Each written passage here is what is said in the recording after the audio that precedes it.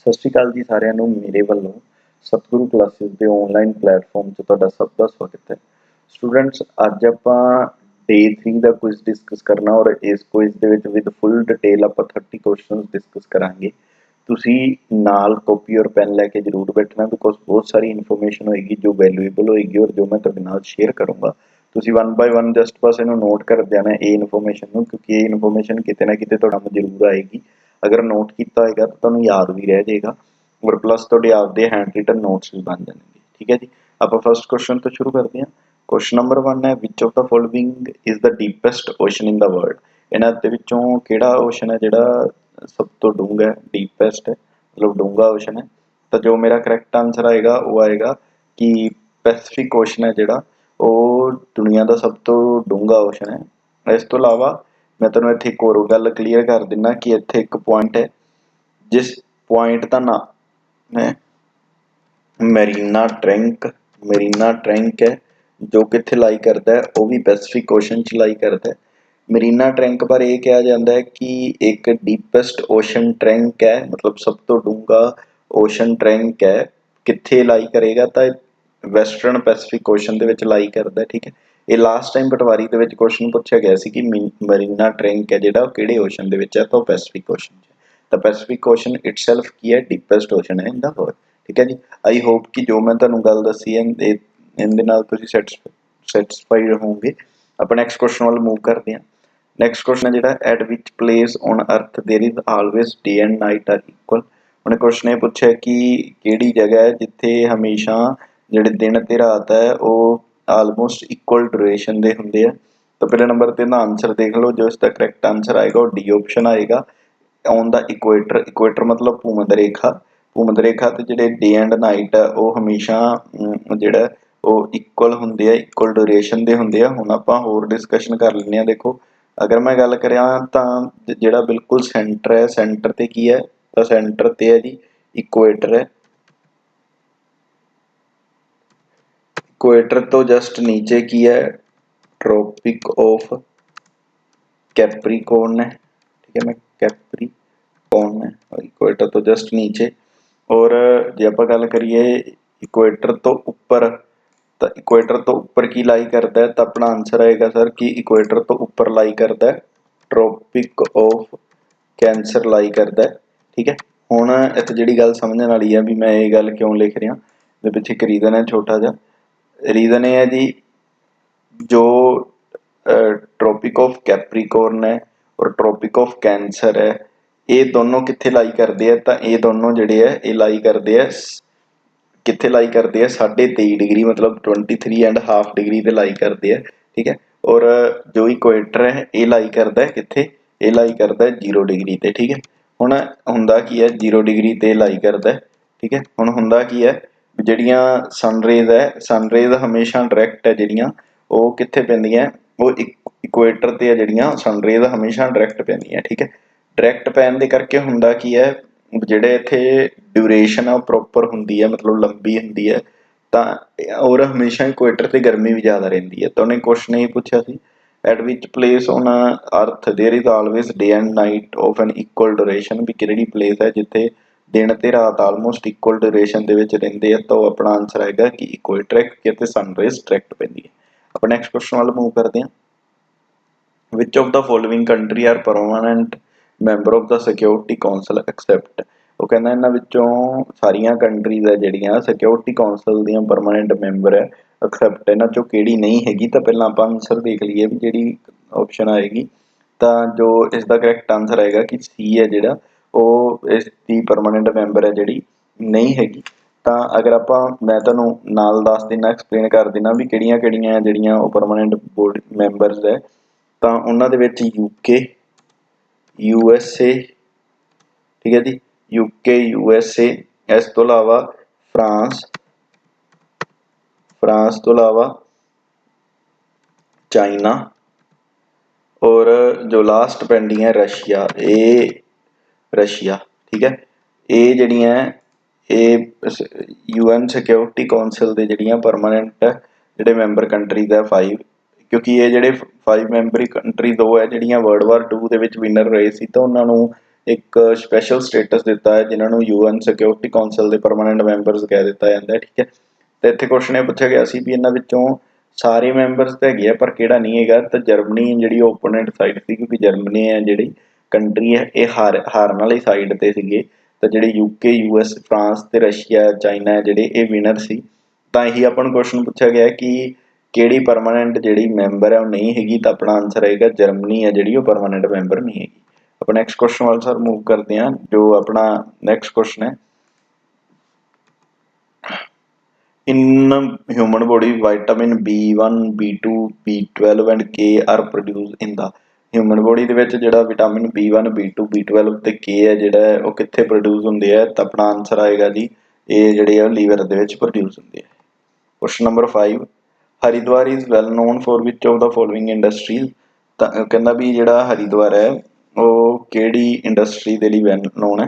First of all जो इसका correct answer है कि वो फर्टिलाइजर है या सीमेंट है या हैवी इलैक्ट्रिकल्स है या सिल्क टेक्सटाइल है, तो जो इसका करैक्ट आंसर आएगा इन्हां चारां दे विचों वो ये आएगा कि हरिद्वार है जिहड़ा वो हैवी इलैक्ट्रिकल्स दे लई वेल नोन है। ठीक है, हुण आपां थोड़ी जी गल होर देख लईए कि हरिद्वार है जिहड़ा ਉਹ ਕਿਹੜੀ ਸਟੇਟ ਦੇ ਵਿੱਚ ਹੈ, ਤੇ ਜੋ ਹਰਿਦੁਆਰ ਹੈ ਉਹ ਬੇਸਿਕਲੀ ਹੈ ਜਿਹੜਾ ਉਹ ਉੱਤਰਾਖੰਡ ਸਟੇਟ ਦੇ ਵਿੱਚ ਹੈ, ਇੰਡੀਆ ਦੇ UK ਜਿਹਨੂੰ ਆਪਾਂ ਕਹਿ ਦਿੰਦੇ ਹਾਂ। ਇਸ ਤੋਂ ਇਲਾਵਾ ਕਿਹੜੀ ਨਦੀ ਦੇ ਕਿਨਾਰੇ ਹੈ, ਤਾਂ ਆਪਣਾ ਆਨਸਰ ਆਏਗਾ ਸਰ ਗੰਗਾ ਨਦੀ ਦੇ ਕਿਨਾਰੇ ਹੈ। ਇੱਥੇ ਕੋਈ ਫੇਮਸ ਟੈਂਪਲ ਹੈ, ਤਾਂ ਹਰਿਦੁਆਰ ਦੇ ਵਿੱਚ ਇੱਕ ਸਭ ਤੋਂ ਫੇਮਸ ਟੈਂਪਲ ਹੈ ਜਿਹੜਾ ਕਿ ਮਨਸਾ ਦੇਵੀ ਟੈਂਪਲ ਹੈ, ਉੱਤਰਾਖੰਡ ਹਰਿਦੁਆਰ ਦੇ ਵਿੱਚ ਹੀ ਹੈ। ਤਾਂ ਪੁਆਇੰਟ ਕੀ ਨਿਕਲ ਕੇ ਆਏ ਵੀ हरिद्वार कित्थे है, तो वो उत्तराखंड च है। किहड़ी नदी के किनारे है, तो गंगा दे नदी के किनारे है। तो इत्थे दा कोई फेमस टैंपल होवे जो कि हरिद्वार दा फेमस टैंपल होवे, जो इस एरिया दा फेमस टैंपल होवे, तो मनसा देवी है। प्लस इत्थे जिहड़ी इंडस्ट्री फेमस है वो हैवी इलैक्ट्रिकल्स की जिहड़ी इंडस्ट्री है वो इस एरिया की सब तो ज़्यादा फेमस इंडस्ट्री है। ठीक है, नैक्सट क्वेश्चन वाला आपां मूव करते हैं। जो अपना नैक्सट क्वेश्चन है वो अगेन किसी ना किसी पेपर दे विच पुछया गया है और तुसीं नाल इहनूं नोट जरूर करियो। A gun kicks back when a bullet is fired. It is good example of Newton's। देखो जदों भी कोई परसन गन नूं चलाउंदा है, उहदे च जदों बुलट निकलदी है उस तो बाद मतलब गोली निकलदी है, तां जिहड़ी ओह गन है वो पिछे नूं झटका दिंदी है। ठीक है, एक काहदी एग्जाम्पल है, ਤਾਂ ਇਹ ਨਿਊਟਨ ਥਰਡ ਲਾ ਦੀ ਐਗਜ਼ਾਮਪਲ ਹੈ। ਬਿਕੋਜ਼ ਨਿਊਟਨ ਥਰਡ ਲਾ ਇਹ ਕਹਿੰਦਾ every action there is an equal and opposite reaction. ਜਦੋਂ ਗਨ ਬੁਲਟ ਅੱਗੇ ਜਾ ਰਹੀ ਹੈ ਤਾਂ ਉਹ ਪਿੱਛੇ ਝਟਕਾ ਜ਼ਰੂਰ ਦੇਗੀ। ਤਾਂ ਜੋ ਨਿਊਟਨ ਥਰਡ ਲਾ ਦੇ ਅਕੋਰਡਿੰਗ ਜਿਹੜੀ ਇਹ ਬੈਸਟ ਐਗਜ਼ਾਮਪਲ ਹੈ ਨਿਊਟਨ ਥਰਡ ਲਾ ਦੀ, ਵੀ ਜਦੋਂ ਵੀ ਤੁਸੀਂ ਗਨ ਨੂੰ ਚਲਾਓਗੇ ਬੁਲਟ ਅੱਗੇ ਨੂੰ ਜਾਏਗੀ ਤੇ ਇੱਕ ਆਦਮੀ ਹੈ ਜਿਹੜਾ ਜਾਂ ਗਨ ਹੈ ਜਿਹੜੀ ਉਹ ਪਿੱਛੇ ਨੂੰ ਜਾਂਦੀ ਹੈ, ਤੇ ਜੋ ਇਨਸਾਨ ਉਹਨੂੰ ਵੀ ਝਟਕਾ ਜ਼ਰੂਰ ਲੱਗਦਾ ਜੋ ਜਿਸਨੇ ਮੋਢੇ ਤੇ ਰੱਖੀ ਹੁੰਦੀ ਹੈ ਜਾਂ ਜਿਵੇਂ ਵੀ ਉਹ ਚਲਾ ਰਿਹਾ ਹੁੰਦਾ ਜਾਂ ਹੱਥ ਫੜ ਕੇ ਚਲਾ ਰਿਹਾ ਹੁੰਦਾ। ਤੇ ਕਾਹਦੀ ਐਗਜ਼ਾਮਪਲ ਹੈ ਨਿਊਟਨ ਥਰਡ ਲਾ ਦੀ ਐਗਜ਼ਾਮਪਲ। ਨੈਕਸਟ ਕੁਐਸਚਨ ਆਪਾਂ ਮੂਵ ਕਰਦੇ ਹਾਂ। Which of the following disease caused by the deficiency of iron in human body. ਕਹਿੰਦਾ ਵੀ ਆਇਰਨ ਦੀ ਕਮੀ ਦੇ ਨਾਲ ਹੋਣ ਵਾਲੀ ਜਿਹੜੀ ਡਿਸੀਜ਼ ਹੈ ਉਸ ਦਾ ਨਾਮ ਤੁਸੀਂ ਦੱਸਣਾ। ਤਾਂ ਜੋ ਆਇਰਨ ਦੀ ਕਮੀ ਦੇ ਨਾਲ ਹੋਣ ਵਾਲੀ ਜਿਹੜੀ ਹਿਊਮਨ ਡਿਸੀਜ਼ ਹੈ ਉਸ ਦਾ ਨਾਮ ਕੀ ਅਨੀਮੀਆ ਹੈ ਜਾਂ ਸਕਰਵੀ ਹੈ ਜਾਂ ਡੈਰਮੋਪਸਿਸ है ਜਾਂ ਬੈਰੀਬੈਰੀ है। ਤਾਂ ਜੋ ਆਇਰਨ ਦੀ ਕਮੀ ਦੇ ਨਾਲ ਹੋਣ ਵਾਲੀ ਜਿਹੜੀ ਡਿਸੀਜ਼ ਹੈ ਉਸ ਦਾ ਜੋ ਇਸ ਦੇ ਵਿੱਚ ਐਗਜ਼ੈਕਟ ਆਨਸਰ ਆਏਗਾ ਉਹ ਅਨੀਮੀਆ ਆਏਗਾ। ਹੁਣ ਆਪਾਂ ਇਸ ਤੋਂ ਬਾਰੇ ਹੋਰ ਥੋੜੀ ਜਿਹੀ ਗੱਲ ਕਰ ਲੈਂਦੇ ਹਾਂ। ਦੇਖੋ ਜੋ ਅਨੀਮੀਆ ਇਹ ਗੱਲ ਕੰਸੀਡਰ ਕੀਤੀ ਜਾਂਦੀ ਹੈ ਕਿ ਅਨੀਮੀਆ ਜਿਹੜੀ ਉਹ ਅਗਰ ਵਿਟਾਮਿਨ B12 ਜ਼ਿਆਦਾ ਘੱਟ ਜੇ ਤਾਂ ਵੀ ਹੋ ਸਕਦਾ ਹੈ। ਠੀਕ ਹੈ, ਤਾਂ ਇਸ ਦੇ ਕਰਕੇ ਵੀ ਹੋ ਸਕਦਾ ਹੈ। ਇਸ ਤੋਂ ਇਲਾਵਾ ਜੋ ਸਕਰਵੀ ਹੈ, ਸਕਰਵੀ ਕਾਹਦੇ ਨਾਲ ਹੁੰਦਾ ਹੈ, ਤਾਂ ਸਕਰਵੀ ਕਾਹਦੇ ਨਾਲ ਹੁੰਦਾ ਹੈ ਵਿਟਾਮਿਨ C ਦੀ ਕਮੀ ਦੇ ਨਾਲ ਸਕਰਵੀ ਹੁੰਦਾ, ਵਿਟਾਮਿਨ C ਦੀ ਕਮੀ ਦੇ ਨਾਲ। ਠੀਕ ਹੈ, ਇਸ ਤੋਂ ਇਲਾਵਾ ਜਿਹੜੀ ਡੈਰਾਮੈਟੋਸਿਸ ਹੈ, ਡੈਰਾਮੈਟੋਸਿਸ ਕਿਹੜੀ ਡਿਸੀਜ਼ ਹੈ, ਤਾਂ ਇਹ ਇੱਕ ਸਕਿਨ ਡਿਸੀਜ਼ ਹੈ। ਠੀਕ ਹੈ ਜੀ, ਤਾਂ ਇਹ ਕਿਹੜੀ ਡਿਸੀਜ਼ ਹੈ, ਤਾਂ ਇਹ ਇੱਕ ਸਕਿਨ ਡਿਸੀਜ਼ ਹੈ। ਓਕੇ, ਔਰ ਲਾਸਟ ਹੈ ਜਿਹੜੀ ਬੈਰੀਬੈਰੀ ਹੈ ਇਹ ਕਿਹੜੀ ਵਿਟਾਮਿਨ ਦੀ ਕਮੀ ਨਾਲ ਹੋਏਗਾ, ਤਾਂ ਵਿਟਾਮਿਨ B ਦੀ ਕਮੀ ਦੇ ਨਾਲ ਜਿਹੜਾ ਰੋਗ ਹੁੰਦਾ ਉਹ ਬੈਰੀਬੈਰੀ। ਠੀਕ ਹੈ ਜੀ, ਆਹ ਐਕਸਟਰਾ ਇਨਫੋਰਮੇਸ਼ਨ ਹੈ ਕੁਝ ਜਿਹੜੀ ਤੁਸੀਂ ਯਾਦ ਰੱਖਣੀ ਹੈ ਵੀ ਐਨੀਮੀਆ ਤੋਂ ਇਲਾਵਾ ਜੋ ਡਿਸੀਜ਼ ਦਿੱਤੀਆਂ ਹੋਈਆਂ ਜਿਵੇਂ ਸਕਰਵੀ ਵਿਟਾਮਿਨ C ਦੇ ਨਾਲ ਹੁੰਦੀ ਹੈ, ਡਰਮਾਟੋਸਿਸ ਹੈ ਜਿਹੜੀ ਉਹ ਇੱਕ ਸਕਿਨ ਡਿਸੀਜ਼ ਹੈ, ਔਰ ਬੈਰੀਬੈਰੀ ਹੈ ਜਿਹੜੀ ਉਹ ਵਿਟਾਮਿਨ B ਦੀ ਕਮੀ ਦੇ ਨਾਲ ਹੁੰਦੀ ਹੈ। ਠੀਕ ਹੈ ਜੀ, ਆਪਾਂ ਨੈਕਸਟ ਕੁਐਸਚਨ ਵੱਲ ਮੂਵ ਕਰਦੇ ਹਾਂ। ਜੋ ਨੈਕਸਟ ਕੁਐਸਚਨ ਹੈ ਆਪਣੇ ਕੋਲ, which art from saw the maximum development during the period of ਮੁਗਲਸ। ਕਹਿੰਦੇ ਵੀ ਕਿਹੜੇ ਆਰਟ ਨੇ ਕਿਹੜੀ ਕਲਾ ਨੇ ਮੁਗਲ ਟਾਈਮ ਦੇ ਵਿੱਚ ਮੈਕਸਿਮਮ ਡਿਵੈਲਪਮੈਂਟ ਦੇਖੀ ਹੈ। ਤਾਂ ਜੋ ਇਸ ਦਾ ਆਨਸਰ ਆਏਗਾ ਐਗਜ਼ੈਕਟ ਆਏਗਾ ਉਹ ਆਰਕੀਟੈਕਟ ਹੈ। ਆਰਕੀਟੈਕਟ ਨੇ ਮਤਲਬ ਕਲਾ ਖੇਤਰ ਹੈ ਜਿਹੜਾ ਉਸਨੇ ਮੈਕਸਿਮਮ ਡਿਵੈਲਪਮੈਂਟ ਦੇਖੀ ਹੈ ਮੁਗਲ ਕਾਲ ਦੇ ਵਿੱਚ। ਤਾਂ ਇਹੀ ਆਪਾਂ ਨੂੰ ਕੁਐਸਚਨ ਪੁੱਛਿਆ ਗਿਆ ਸੀ ਵੀ ਕਿੰਨੇ ਮੈਕਸਿਮਮ ਡਿਵੈਲਪਮੈਂਟ ਦੇਖੀ ਹੈ, ਤਾਂ ਆਪਣਾ ਆਨਸਰ ਆਏਗਾ ਆਰਕੀਟੈਕਟ। ਨੈਕਸਟ ਕੁਐਸਚਨ ਵੱਲ ਆਪਾਂ ਮੂਵ ਕਰਦੇ ਹਾਂ। ਬਿਗੈਸਟ ਡੋਮ, ਡੋਮ ਦਾ ਮਤਲਬ ਹੁੰਦਾ ਗੁੰਬਦ ਜਿਹਨੂੰ ਆਪਾਂ ਪੰਜਾਬੀ 'ਚ ਕਹਿ ਦਿੰਦੇ ਹਾਂ। ਤਾਂ ਬਿਗੈਸਟ ਡੋਮ ਹੈ ਜਿਹੜਾ ਉਹ ਪੂਰੀ ਦੁਨੀਆ ਦਾ ਕਿੱਥੇ ਹੈ, ਤਾਂ ਜੋ ਆਨਸਰ ਆਏਗਾ ਇਜ਼ ਐਟ, ਤਾਂ ਉਹ ਕਿੱਥੇ ਹੈ ਜੀ, ਉਹ ਫਤਿਹਪੁਰ ਸਿਕਰੀ 'ਤੇ ਹੈ। ਹੁਣ ਫਤਿਹਪੁਰ ਸਿਕਰੀ ਬਾਰੇ ਸੁਣ ਲਓ ਵੀ ਫਤਿਹਪੁਰ ਸਿਕਰੀ ਹੈ ਜਿਹੜਾ ਬਣਾਇਆ ਕਿੰਨੇ ਸੀ। ਇਹ ਕਾਫੀ ਕੁਛ ਆਪਣੇ ਕੋਲ ਇਹਦੇ ਬਾਰੇ ਡਿਸਕਸ ਕਰਨ ਵਾਲਾ।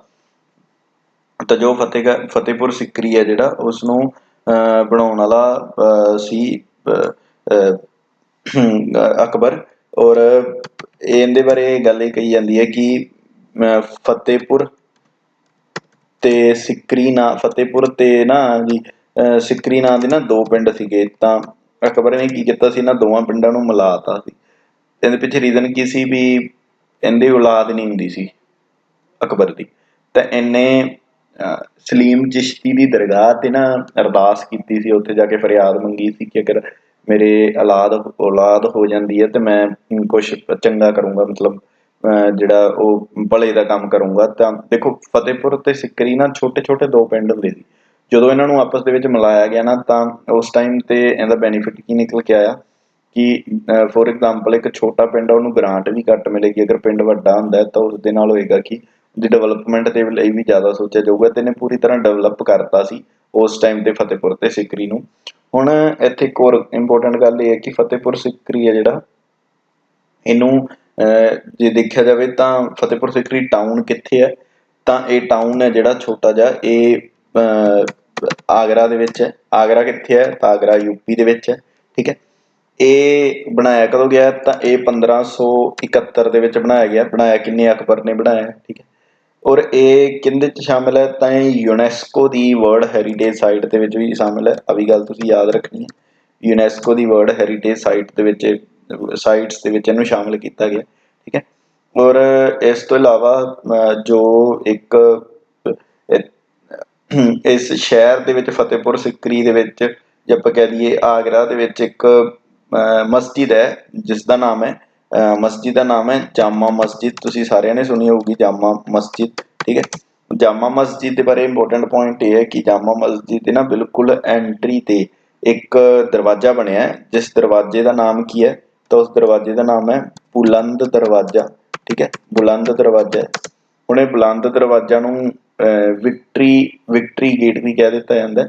ਔਰ ਇਹ ਵਿਕਟਰੀ ਗੇਟ ਉਦੋਂ ਬਣਾਇਆ ਸੀ ਜਦੋਂ ਅਕਬਰ ਹੈ ਜਿਹੜਾ ਉਹ ਫਾਈਟ ਜਿੱਤਿਆ ਸੀ। ਕਿਹੜੀ ਫਾਈਟ ਜਿੱਤਿਆ ਸੀ, ਤਾਂ ਆਨਸਰ ਆਏਗਾ ਗੁਜਰਾਤ ਦੀ ਫਾਈਟ ਜਿੱਤਿਆ ਸੀ। ਤੇ ਉਸਨੇ ਆਪਣੀ ਜਿੱਤਣ ਦੀ ਖੁਸ਼ੀ ਦੇ ਵਿੱਚ ਇੱਕ ਟਾਵਰ ਜਾਂ ਇੱਕ ਦਰਵਾਜ਼ਾ ਤਿਆਰ ਕੀਤਾ ਜਿਸ ਦਾ ਨਾਮ ਰੱਖਿਆ ਗਿਆ ਬੁਲੰਦ ਦਰਵਾਜ਼ਾ। ਔਰ ਜਾਮਾ ਮਸਜਿਦ ਦੇ ਬਿਲਕੁਲ ਫਰੰਟ ਵਾਲੀ ਸਾਈਡ ਹੈ, ਔਰ ਜਾਂ ਤੁਸੀਂ ਇਹ ਕਹਿ ਲਓ ਕਿ ਐਂਟਰੈਂਸ ਵਾਲੀ ਸਾਈਡ ਹੈ। ਇੱਥੇ ਇੱਕ ਇੰਪੋਰਟੈਂਟ ਪੁਆਇੰਟ ਮੈਂ ਤੁਹਾਨੂੰ ਹੋਰ ਦੱਸਣਾ ਚਾਹੁੰਦਾ ਕਿ ਜਿਹੜਾ ਬੁਲੰਦ ਦਰਵਾਜ਼ਾ ਨਾ ਇਹ ਹਾਈਐਸਟ ਗੇਟਵੇ ਹੈ ਪੂਰੇ ਵਰਲਡ ਦੇ ਵਿੱਚ। ਪੂਰੀ ਦੁਨੀਆ ਦੇ ਵਿੱਚ ਸਭ ਤੋਂ ਜੇ ਗੇਟਵੇ ਉੱਚਾ ਮੰਨਿਆ ਜਾਵੇ ਤਾਂ ਉਹ ਕਿਹੜਾ, ਉਹ ਬੁਲੰਦ ਦਰਵਾਜ਼ਾ। ਠੀਕ ਹੈ ਜੀ। ਆਹ ਇੱਕ ਐਕਸਟਰਾ ਇਨਫੋਰਮੇਸ਼ਨ ਸੀ। ਆਪਾਂ ਕੁਐਸਚਨ ਦੀ ਸ਼ੁਰੂਆਤ ਸਿਰਫ ਇਸ ਗੱਲ ਤੋਂ ਕੀਤੀ ਸੀ ਕਿ ਜੋ ਬਿਗੇਸਟ ਡੋਮ ਹੈ ਉਹ ਕਿਹੜਾ ਹੈ, ਤਾਂ ਆਪਣਾ ਆਨਸਰ ਆਇਆ ਸੀ ਫਤਿਹਪੁਰ ਸਿਕਰੀ। ਤਾਂ ਉਸ ਦੇ ਨਾਲ ਲੱਗਦੇ ਜਿਹੜੇ ਪੁਆਇੰਟ ਸੀਗੇ ਜੋ ਮੈਨੂੰ ਲੱਗੇ ਕਿ ਉਹ ਜ਼ਰੂਰੀ ਹੋ ਸਕਦੇ ਆ। ਫਤਿਹਪੁਰ ਸਿਕਰੀ ਨੂੰ ਬਣਾਇਆ ਕਿੰਨੇ ਸੀ, ਅਕਬਰ ਨੇ ਬਣਾਇਆ ਸੀ। ਫਤਿਹਪੁਰ ਤੇ ਸਿਕਰੀ ਨੂੰ ਕਦੋਂ ਬਣਾਇਆ, 1571 'ਚ ਬਣਾਇਆ। ਯੂਨੈਸਕੋ ਦੀ ਵਰਲਡ ਹੈਰੀਟੇਜ ਸਾਈਟ ਦੇ ਵਿੱਚ ਵੀ ਸ਼ਾਮਿਲ ਹੈ। ਠੀਕ ਹੈ। ਯੂਨੈਸਕੋ ਦੀ ਫੁੱਲ ਫਾਰਮ ਵੀ ਯਾਦ ਰੱਖਿਓ, United Nation Scientific Educational Cultural Organization. ਠੀਕ ਹੈ। ਇਸ ਤੋਂ ਇਲਾਵਾ ਕੀ ਹੈ ਵੀ ਇੱਕ ਫਤਿਹਪੁਰ ਸਿਕਰੀ ਨਾਂ ਦੇ ਹੀ ਸਪੋਰਟ ਤੇ ਇੱਕ ਜਾਮਾ ਮਸਜਿਦ ਬਣੀ ਹੋਈ। ਜਾਮਾ ਮਸਜਿਦ ਦੇ ਐਂਟਰੈਂਸ ਵਾਲੀ ਸਾਈਡ ਤੇ ਬੁਲੰਦ ਦਰਵਾਜ਼ਾ। ਬੁਲੰਦ ਦਰਵਾਜ਼ਾ ਨੂੰ ਵੀ ਬਣਾਉਣ ਵਾਲਾ ਕੌਣ ਹੈ, ਤਾਂ ਉਹ ਵੀ ਅਕਬਰ ਹੈ। ਔਰ ਇਹਨੇ ਬੁਲੰਦ ਦਰਵਾਜ਼ਾ ਕਦੋਂ ਬਣਾਇਆ, ਤਾਂ ਉਹ ਵੀ ਡੇਟ ਤੁਸੀਂ ਈਅਰ ਨੋਟ ਕਰ ਲਓ, 1602 ਦੇ ਵਿੱਚ ਬਣਾਇਆ ਗਿਆ। ਠੀਕ ਹੈ। ਔਰ ਇੱਥੇ ਇੱਕ ਹੋਰ ਇੰਪੋਰਟੈਂਟ ਗੱਲ ਇਹ ਹੈ ਕਿ ਬਣਾਇਆ ਕਿਉਂ ਸੀ, ਜਦੋਂ ਅਕਬਰ ਹੈ ਜਿਹੜੀ ਗੁਜਰਾਤ ਦੀ ਲੜਾਈ ਜਿੱਤਿਆ ਸੀ ਉਸ ਜਿੱਤ ਦੀ ਖੁਸ਼ੀ ਦੇ ਵਿੱਚ ਉਹਨੇ ਆ ਕੇ ਵਿਕਟਰੀ ਗੇਟ ਹੈ ਜਿਹਨੂੰ ਬੁਲੰਦ ਦਰਵਾਜ਼ਾ ਕਹਿ ਦਿੱਤਾ ਜਾਂਦਾ, ਇਹਨੇ ਉਹ ਬਣਾਇਆ ਸੀ। नैक्सट क्वेश्चन वाला आप मूव करते हैं जी। नैक्सट क्वेश्चन है all the following belong to the nervous system except, कहता भी ਜਿਹੜੇ ਸਾਰੇ है वो नर्वस सिस्टम ਨੂੰ ही बिलोंग करते हैं एक्सैप्ट मतलब ਕਿਹੜਾ नर्वस सिस्टम ਨੂੰ बिलोंग नहीं करता। देखो नर्व्स है ਜਿਹੜੀਆਂ नर्व्स ਦਾ ਇਟਸੈਲਫ नर्वस सिस्टम ਦੇ ਨਾਲ ਰਿਲੇਟਡ है, ब्रेन अगेन नर्वस सिस्टम ਦਾ, स्पाइनल कोड है ਜਿਹੜਾ ਉਹ ਆਪਣੇ ब्रेन ਦਾ ਜਿਹੜਾ ਤੀਸਰਾ ਪਾर्ट ਹੁੰਦਾ है, ठीक है, हाइंड ब्रेन ਉਹਦੇ ਨਾਲ कनैक्ट ਹੁੰਦੀ है, तो मतलब ये सारे ਤਾਂ नर्वस सिस्टम ਦਾ पार्ट हो गई, लेकिन ਜਿਹੜੀਆਂ कैपिलरीज है ਇਹ ਨਰਵਸ ਸਿਸਟਮ ਦਾ ਪਾਰਟ ਨਹੀਂ ਹੈਗਾ। ਤਾਂ ਆਹੀ ਤਾਂ ਉਹਨੇ ਆਪਾਂ ਨੂੰ ਪੁੱਛਿਆ ਸੀ ਕਿ ਕਿਹੜਾ ਇਹਨਾਂ ਦੇ ਵਿੱਚੋਂ ਨਰਵਸ ਸਿਸਟਮ ਦਾ ਪਾਰਟ ਨਹੀਂ ਹੈ, ਤਾਂ ਆਪਣਾ ਆਨਸਰ ਆਏਗਾ ਕੈਪਿਲਰੀ। ਨੈਕਸਟ ਕੁਐਸਚਨ ਵਾਲਾ ਆਪਾਂ ਮੂਵ ਕਰਦੇ ਹਾਂ। Who is said to be the father of nuclear research in India, ਤਾਂ ਜੋ ਨਿਊਕਲੀਅਰ ਰਿਸਰਚ ਇਨ ਇੰਡੀਆ ਉਸ ਦਾ ਫਾਦਰ ਕਿਸ ਨੂੰ ਕੰਸੀਡਰ ਕੀਤਾ ਜਾਂਦਾ, ਤਾਂ ਉਸ ਦਾ ਫਾਦਰ ਹੈ ਜਿਹੜਾ ਹੋਮੀ ਜੀ ਭਾਭਾ, ਜਿਸ ਦੇ ਨਾਮ ਤੇ ਤੁਸੀਂ ਸੁਣਿਆ ਹੋਊਗਾ ਬਾਬਾ ਐਟੋਮਿਕ ਰਿਸਰਚ ਸੈਂਟਰ, ਹਨਾ। ਤਾਂ ਉਹ ਇਹ father of nuclear research in India consider ਕੀਤੇ ਜਾਂਦੇ ਹੈ। ਇਹਨਾਂ ਬਾਰੇ ਇੱਕ ਗੱਲ ਇਹ ਕਹੀ ਜਾਂਦੀ ਹੈ ਕਿ ਇਹਨਾਂ ਪਰਸਨਸ ਨੂੰ ਪਦਮ ਭੂਸ਼ਣ ਵੀ ਮਿਲਿਆ ਹੈ। ਗੱਲ ਯਾਦ ਤੁਸੀਂ ਜ਼ਰੂਰ ਰੱਖਣੀ ਹੈ ਕਿ ਹੋਮੀ ਜੀ ਭਾਭਾ ਨੂੰ ਇੱਕ ਪੁਰਸਕਾਰ ਮਿਲਿਆ ਹੈ ਜਿਸ ਦਾ ਨਾਮ ਹੈ ਪਦਮ ਭੂਸ਼ਣ। ਕਈ ਵਾਰੀ ਐਵੇਂ ਵੀ ਕੁਐਸਚਨ ਪੁੱਛ ਲਿਆ ਜਾਂਦਾ ਹੈ ਵੀ ਹੋਮੀ ਜੀ ਭਾਭਾ ਨੂੰ ਕਿਹੜਾ ਜਿਹੜਾ ਇੰਪੋਰਟੈਂਟ ਹੈ ਉਹ ਅਵਾਰਡ ਹੈ ਜਿਹੜਾ ਉਹ ਮਿਲਿਆ ਸੀ, ਤਾਂ ਉਸਦਾ ਨਾਮ ਹੈ उसका नाम है पद्म भूषण। अपना नेक्स्ट क्वेश्चन वाल मूव करते हैं जी। नेक्स्ट क्वेश्चन है name the only Indian prime minister who never faced the parliament during his tenure, कहते इको एक प्राइम मिनिस्टर का नाम तुसी दसना है जिन्हें आपकी टेन्योर दे विच कदे पार्लीमेंट नूं है जिहड़ा वो फेस ही नहीं कीता सी। तो जो इसका नाम है उन्हों का नाम है जी कि अटल बिहारी वाजपेयी, चौधरी चरण सिंह, चंद्रशेखर जा विश्वनाथन प्रताप सिंह। तो जो इसका करैक्ट आंसर आएगा वो चंद्रशेखर आएगा। देखो सॉरी चौधरी चरण सिंह आएगा जो इसका करैक्ट आंसर आएगा। देखो चौधरी चरण सिंह है जिहड़े इत्थे दो चार गल्लां जिहड़ियां मैं तुहानूं दसणियां चाहुंदा इन्हां दे बारे। चौधरी चरण सिंह है जिहड़े बिलोंग करते सी किहड़ी स्टेट नूं बिलोंग करते हैं, तो अपना आंसर आएगा ये जिहड़े यूपी नूं बिलोंग करते हैं, ठीक है। तो इन्हां दे बारे एक होर इंपोर्टेंट गल ये आएगी इन्हां दे बारे। पहली गल बिलोंग कित्थों करते हैं, तो यूपी नूं बिलोंग करते हैं। दूजी गल यूपी के 2 बार 2 टाइम CM रह चुके हैं, ठीक है, 2 टाइम CM रह चुके हैं यूपी के, उस तो बाद PM बने सी। थर्ड इत्थे इन्हां दे बारे इंपोर्टेंट पॉइंट हो रहे हैं कि इन्हां नूं चैंपियंस ऑफ इंडियाज पीजेंट कहा जाता है, मतलब इंडिया के जिहड़े किसान है, पीजेंट मतलब किसान है ना, उन्हों का जिहड़ा इन्हां नूं चैंपियन कहा जाता है। की कहा जाता है जी, मैं छोड़ के लिख देना चैंपियंस ऑफ इंडियाज, हाँ जी इंडिया के जिहड़े पीजेंट है, ठीक है। तो इंडिया के जिहड़े पीजेंट है उन्हों का इन्हां नूं चैंपियन कहा जाता है, ठीक है। तो इस तो इलावा इन्हां दी जिहड़ी टेन्योर रही है ये सिर्फ 23 साल रही है, 23 साल सॉरी कह रहे हैं 23 दिन रहे हैं, सिर्फ 23 दिन इन्हां दा जिहड़ा टाइम पीरियड सी, ठीक है। और ये जिहड़े है ये इंडिया के जिहड़े ये 5th PM बने सी, ठीक है जी। आ सारी इन्फॉर्मेशन है जो मैं तुहाडे नाल शेयर करनी चाहुंदा सी कि फर्स्ट पॉइंट ये है कि ये यूपी नूं बिलोंग करते हैं, ठीक है। और सैकेंड पॉइंट ये है कि ये 2 बारी CM रह चुके सी यूपी के। उस तो बाद इन्हां दे बारे इंपोर्टेंट गल ये है कि ये जिहड़े पर्सन है ये इन्हां नूं चैंपियंस ऑफ इंडिया पीजेंट कहा जाता है, चैंपियंस है, ठीक है। मैं शॉर्ट च लिख रहा सी कि चैंपियंस, इनू तुसी रीड कर लियो कि ये चैंपियंस वर्ड ते लिखा है चैंपियंस ऑफ इंडिया पीजेंट, ठीक है जी। तो इस तो इलावा इन्हां दे बारे होर इंपोर्टेंट गल ये भी है जी। तो इन्हां दे बारे नैक्सट इंपोर्टेंट गल ये है कि इन्हां ने जिहड़ा टाइम स्पेंड किया है वो सिर्फ 23 दिन ही स्पेंड किए है, ठीक है। तो ठीक है। और लास्ट चीज़ ये है कि ये 5th इंडिया के जिहड़े PM सीगे, ठीक है। और आपां नूं ये पूछा गया सी एक क्वेश्चन सिंपल ये पूछा गया सी कि किहड़ा PM है जिहड़ा जिन्हें पार्लीमेंट नूं देखिया ही नहीं सी, मतलब वो कदे गए ही नहीं सी, तो अपना आंसर आ जाएगा चौधरी चरण सिंह। नैक्सट है differential piece rate system of payment wages was first introduced by, बस इस सिस्टम का नाम है। तो कुछ इहो ਜਿਹੇ क्वेश्चन होंगे जिहड़े जस्ट तुसीं याद रखने होंगे, जिवें इत्थे आपां नूं पुछया गया डिफरेंशियल पीस रेट सिस्टम है जिहड़ा वो किसने दिता सी, तो उहदा नाम आएगा जी टेलर ने दिता सी, ठीक है जी। आपां नैक्सट क्वेश्चन वाल मूव करते हैं। नैक्सट क्वेश्चन है जिहड़ा the biggest satellite of the solar system Ganymede is the satellite of which planet. ਤਾਂ ਜਿਹੜਾ ਬਿਗेस्ट ਸੈਟੇਲਾइट ਹੈ ਉਹ ਗੈਨੀਮੇਡ ਹੈ ਜਿਹੜਾ ਉਹ ਜੁਪੀਟਰ ਦਾ ਹੈ। ਜੁਪੀਟਰ ਦੇ ਬਾਰੇ ਇੱਕ ਦੋ ਗੱਲਾਂ ਮੈਂ ਤੁਹਾਨੂੰ ਦੱਸ ਦੇਣਾ। ਜੁਪੀਟਰ ਨੂੰ ਦੇ ਸਾਈਜ਼ ਦੇ ਵੱਡੇ ਹੋਣ ਕਰਕੇ ਪਹਿਲੀ ਗੱਲ ਇਹ ਜਿਹੜਾ ਇਹ ਬਿਗेस्ट ਪਲੈਨਟ ਹੈ ਪੂਰੇ ਇੰਟਾਇਰ ਸੋਲਰ ਸਿਸਟਮ ਦਾ, ਠੀਕ ਹੈ ਜੀ, ਇਹ ਬਿਗेस्ट ਪਲੈਨਟ ਹੈ। ਦੂਸਰੀ ਗੱਲ ਜੁਪੀਟਰ ਬਾਰੇ ਇੰਪੋਰਟੈਂਟ ਇਹ ਹੈ ਕਿ ਜੁਪੀਟਰ ਨੂੰ ਲੋਡ ਆਫ ਹੈਵਨਸ ਵੀ ਕਹਿ ਦਿੱਤਾ ਜਾਂਦਾ ਹੈ, ਠੀਕ ਹੈ, ਲੋਡ ਆਫ ਹੈਵਨਸ ਵੀ ਕਹਿੰਦੇ ਆ ਜੁਪੀਟਰ ਨੂੰ, ठीक है। और जो सैटਰਨ ਤੋਂ ਬਾਅਦ ਜਿਹੜੀਆਂ ਸਭ ਤੋਂ ਜ਼ਿਆਦਾ ਸੈਟੇਲਾਈਟ ਹੈ ਉਹ ਜੁਪੀਟਰ ਦੀਆਂ। ਪਹਿਲਾਂ ਇਹ ਗੱਲ ਕੰਸੀਡਰ ਕੀਤੀ ਜਾਂਦੀ ਸੀ ਕਿ ਸਟੱਡੀ ਦੇ ਅਕੋਰਡਿੰਗ ਜੁਪੀਟਰ ਦੀਆਂ ਜਿਹੜੀਆਂ ਸੈਟੇਲਾਈਟ ਆ ਉਹ ਸਭ ਤੋਂ ਜ਼ਿਆਦਾ ਹੈ, ਲੇਕਿਨ ਐਟ ਪ੍ਰੈਜ਼ੈਂਟ ਜਿਹੜੀਆਂ ਸੈਟਰਨ ਦੀਆਂ ਮਤਲਬ ਸ਼ਨੀ ਗ੍ਰਹਿ ਦੀਆਂ ਸੈਟੇਲਾਈਟ ਸਭ ਤੋਂ ਜ਼ਿਆਦਾ ਔਰ ਉਸ ਤੋਂ ਬਾਅਦ ਜੁਪੀਟਰ ਦੀਆਂ। ਤਾਂ ਸਾਈਜ਼ 'ਚ ਸਭ ਤੋਂ ਵੱਡਾ ਹੈ ਜੁਪੀਟਰ। ਔਰ ਆਪਣਾ ਕੁਐਸਚਨ ਇਹੀ ਸੀਗਾ ਕਿ ਦ biggest satellite of the solar system ਜਿਹਦੀ ਗੈਨੀਮੇਡ ਅੱਗੋਂ ਸੈਟੇਲਾਈਟ ਹੈ ਜੋ ਕਿ ਸਭ ਤੋਂ ਵੱਡੀ ਸੈਟੇਲਾਈਟ ਹੈ, ਠੀਕ ਹੈ ਜੀ, ਤਾਂ ਉਸਦਾ ਉਹ ਕਿਹੜੀ ਕਿਸ ਦੀ ਹੈ, ਕਿਹੜੇ ਪਲੈਨਟ ਦੀ ਹੈ, ਤਾਂ ਆਪਣਾ ਆਨਸਰ ਆ ਗਿਆ ਜੁਪੀਟਰ ਦੀ। ਆਪਾਂ ਨੈਕਸਟ ਕੁਐਸਚਨ ਵੱਲ ਮੂਵ ਕਰਦੇ ਹਾਂ ਜੀ। ਜੋ ਨੈਕਸਟ ਕੁਐਸਚਨ ਹੈ ਆਪਣਾ, which of the following soil is the best suited in the production of cotton. ਹਾਂਜੀ, ਆਪਾਂ ਨੂੰ ਸਭ ਨੂੰ ਪਤਾ ਹੈ ਵੀ ਜਿਹੜੀ ਕੋਟਨ ਹੈ, ਕੋਟਨ ਦੀ ਪ੍ਰੋਡਕਸ਼ਨ ਦੇ ਲਈ ਬੈਸਟ ਸੋਇਲ ਹੈ ਜਿਹੜੀ ਉਹ ਕਿਹੜੀ ਹੈ। ਤੇ ਜਿਹੜੀ ਕੋਟਨ ਦੀ ਪ੍ਰੋਡਕਸ਼ਨ ਦੇ ਲਈ ਜਿਹੜੀ ਬੈਸਟ ਸੋਇਲ ਹੈ ਉਹ ਆਪਾਂ ਨੂੰ ਸਭ ਨੂੰ ਪਤਾ ਹੈ ਜੀ ਤੁਹਾਨੂੰ ਕਿ ਉਹ ਬਲੈਕ ਸੋਇਲ ਹੈ। ਹੁਣ ਇੱਥੇ ਕੁਐਸਚਨ ਇਹ ਰਾਈਜ਼ ਹੁੰਦਾ ਹੈ ਕਿ ਬਲੈਕ ਸੋਇਲ ਦਾ ਕੀ ਹੋਰ ਨਾਮ ਵੀ ਹੈ, ਤਾਂ ਇਸ ਨੂੰ ਬਲੈਕ ਸੋਇਲ ਨੂੰ ਰੈਗੂਰ ਸੋਇਲ ਵੀ ਕਹਿੰਦੇ ਆ। ਕੀ ਕਹਿੰਦੇ ਆ ਜੀ? ਰੈਗੂਰ ਸੋਇਲ ਕਹਿ ਦਿੰਦੇ ਆ, ਠੀਕ ਹੈ। ਇਸ ਤੋਂ ਇਲਾਵਾ ਬਲੈਕ ਸੋਇਲ ਹੈ ਜਿਹੜੀ ਇਹਦੇ ਵਿੱਚ ਨਾਈਟ ਕਮੀ ਕਾਹਦੀ ਹੁੰਦੀ ਹੈ, ਤਾਂ ਤੁਸੀਂ ਆ ਵੀ ਗੱਲ ਨੋਟ ਕਰ ਲਿਓ, ਨਾਈਟ੍ਰੋਜਨ, ਠੀਕ ਹੈ ਜੀ, ਨਾਈਟ੍ਰੋਜਨ ਤੇ ਫੋਸਫੇਰਿਕ ਐਸਿਡ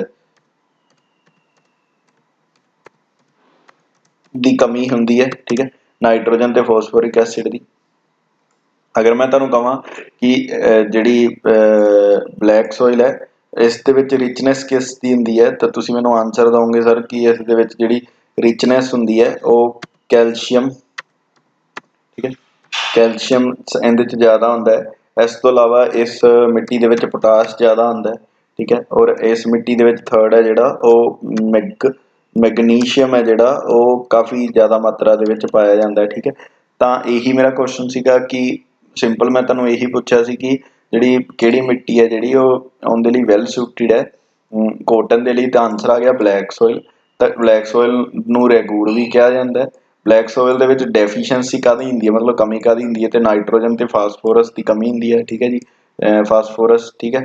ਔਰ ਜੋ ਇਹਦੇ ਵਿੱਚ ਜ਼ਿਆਦਾ ਮਾਤਰਾ 'ਚ ਪਾਇਆ ਜਾਂਦਾ ਉਹ ਕੀ ਪਾਇਆ ਜਾਂਦਾ ਹੈ? ਕੈਲਸ਼ੀਅਮ, ਪੋਟਾਸ਼ ਤੇ ਮੈਗਨੀਸ਼ੀਅਮ ਹੈ ਜਿਹੜਾ ਉਹ ਇਸ ਮਿੱਟੀ ਦੇ ਵਿੱਚ ਜ਼ਿਆਦਾ ਮਾਤਰਾ 'ਚ ਪਾਇਆ ਜਾਂਦਾ। ਆਪਾਂ ਨੈਕਸਟ ਕੁਐਸਚਨ ਵੱਲ ਮੂਵ ਕਰਦੇ ਹਾਂ। The United Nation University is located in which of the following city. ਦੇਖੋ ਜਿਹੜੀ ਯੂਨਾਈਟਿਡ ਨੇਸ਼ਨਸ ਦੀ ਜਿਹੜੀ ਯੂਨੀਵਰਸਿਟੀ ਹੈ ਉਹ ਕਹਿੰਦਾ ਕਿਹੜੀ ਸਿਟੀ ਦੇ ਵਿੱਚ ਬਣੀ ਹੋਈ ਹੈ। ਤਾਂ ਪਹਿਲਾਂ ਆਨਸਰ ਦੇਖੋ ਕਿ ਜਨੇਵਾ ਹੋਏਗਾ ਤੁਹਾਡੇ ਚੋਂ, ਆਪਾਂ ਜਾਂ ਨਿਊਯਾਰਕ ਹੋਏਗਾ ਜਾਂ ਪੈਰਿਸ ਹੋਏਗਾ। ਤਾਂ ਤੁਹਾਡੇ ਤੋਂ ਬਹੁਤ ਸਾਰੇ ਸੋਚ ਰਹੇ ਹੋਣਗੇ ਕਿ ਨਿਊਯਾਰਕ ਆਨਸਰ ਹੋਣਾ ਚਾਹੀਦਾ, ਬਟ ਇਸ ਦਾ ਆਨਸਰ ਨਿਊਯਾਰਕ ਨਹੀਂ ਹੈਗਾ, ਇਸ ਦਾ ਆਨਸਰ ਟੋਕੀਓ ਹੈ। ਐਕਚੁਅਲ ਦੇ ਵਿੱਚ ਹੈ ਕੀ ਹੈ, ਜਿਹੜੀ ਯੂਨਾਈਟਿਡ ਨੇਸ਼ਨ ਯੂਨੀਵਰਸਿਟੀ ਹੈ ਨਾ, ਟੋਟਲ ਯੂਨਾਈਟਿਡ ਨੇਸ਼ਨ ਦੇ ਵੱਲੋਂ 12 ਕੰਟਰੀਜ਼ ਦੇ ਵਿੱਚ ਨਾ ਜੀ, 12 ਕੰਟਰੀਜ਼ ਦੇ ਵਿੱਚ ਗੱਲ ਯਾਦ ਤੁਸੀਂ ਰੱਖਣੀ ਹੈ, ਕਾਫੀ ਇੰਪੋਰਟੈਂਟ ਹੈ। ਕਿੰਨੀਆਂ ਕੰਟਰੀਜ਼ ਹੈ? 12 ਕੰਟਰੀਜ਼ ਦੇ ਵਿੱਚ ਇੰਸਟੀਟਿਊਟਸ ਬਣਾਈਆਂ ਹੋਈਆਂ 14 ਇੰਸਟੀਟਿਊਟਸ। ਕਿੰਨੀਆਂ ਕੰਟਰੀਜ਼ ਦੇ ਵਿੱਚ? ਤਾਂ ਮੈਂ ਤੁਹਾਨੂੰ ਕਹਿ ਰਿਹਾ ਵੀ 12 ਕੰਟਰੀਜ਼ ਦੇ ਵਿੱਚ ਜਿਹੜੀਆਂ 12 ਕੰਟਰੀਜ਼ ਹੈ ਜਿਨ੍ਹਾਂ ਦੇ ਵਿੱਚ ਇੰਸਟੀਟਿਊਟਸ ਬਣਾਈਆਂ ਹੋਈਆਂ 14 ਇੰਸਟੀਟਿਊਟਸ, ਠੀਕ ਹੈ।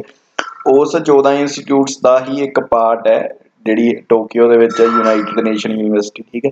ਤਾਂ ਆਪਾਂ ਨੂੰ ਇਹੀ ਗੱਲ ਇੱਥੇ ਪੁੱਛੀ ਗਈ ਸੀ ਕਿ ਯੂਨਾਈਟਿਡ ਨੇਸ਼ਨ ਯੂਨੀਵਰਸਿਟੀ ਹੈ ਜਿਹੜੀ ਉਹ ਲੋਕੇਟ ਕਿੱਥੇ ਕਰਦੀ ਹੈ, ਮਤਲਬ ਉਹ ਕਿੱਥੇ ਹੈ, ਤਾਂ ਉਹ ਕਿੱਥੇ ਹੈ ਜੀ? ਉਹ ਟੋਕੀਓ ਦੇ ਵਿੱਚ, ਟੋਕੀਓ ਦੇ ਵਿੱਚ ਹੈ। ਟੋਕੀਓ ਕਿੱਥੇ ਹੈ? ਤਾਂ ਉਹ ਜਾਪਾਨ ਦੇ ਵਿੱਚ ਹੈ।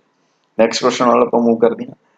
ਦ book Big Egos and Small Men has been written by. ਕਹਿੰਦਾ ਬੁੱਕ ਹੈ ਜਿਹੜਾ ਉਹ ਜਿਹੜੀ ਬੁੱਕ ਹੈ Big Egos and Small Men, ਇਹ ਬੁੱਕ ਕਿਹਦੇ ਦੁਆਰਾ ਲਿਖੀ ਗਈ ਹੈ? ਤਾਂ ਰਾਮ ਜੇਠਮਲਾਨੀ ਹੈ, ਇਹ ਇਹਨਾਂ ਦੇ ਦੁਆਰਾ ਲਿਖੀ ਗਈ ਹੈ। ਹੁਣ ਕੁਐਸਚਨ ਇਹ ਰਾਈਜ਼ ਹੁੰਦਾ ਹੈ ਕਿ ਹੂ ਇਜ਼ ਰਾਮ ਜੇਠਮਲਾਨੀ। ਤਾਂ ਰਾਮ ਜੇਠਮਲਾਨੀ ਨੂੰ ਇਹਦੇ ਬਾਰੇ ਇੱਕ ਗੱਲ ਹੈ ਕਿ ਇਹ ਹਾਈਐਸਟ ਪੇਡ ਲਾਇਰ ਹੈ ਜੀ। ਤੁਸੀਂ ਸਮਝ ਗਏ ਹੋਵੋਗੇ ਮੈਂ ਕੀ ਕਹਿ ਰਿਹਾ। ਹਾਈਐਸਟ ਪੇਡ ਲਾਇਰ ਹੈ ਪੂਰੇ ਇੰਡੀਆ ਦਾ, ਸਭ ਤੋਂ ਜ਼ਿਆਦਾ ਇਹਨੂੰ ਪੇ ਕੀਤਾ ਜਾਂਦਾ ਸੀ ਲਾਇਰ ਦੇ ਵਿੱਚੋਂ, ਠੀਕ ਹੈ। इस तो इलावा ये परसन यूनीयन मिनिस्टर ऑफ ला रह चुका है। हाँ जी, इन्हों के बारे बड़ी बहुत इंपोर्टेंट गल्लां है जो तुसीं याद रखनियां। इन्हों नंबर 1 लॉयर कहा जाता है, ठीक है। मैं लिख दिना नाल तुसीं नोट कर लो।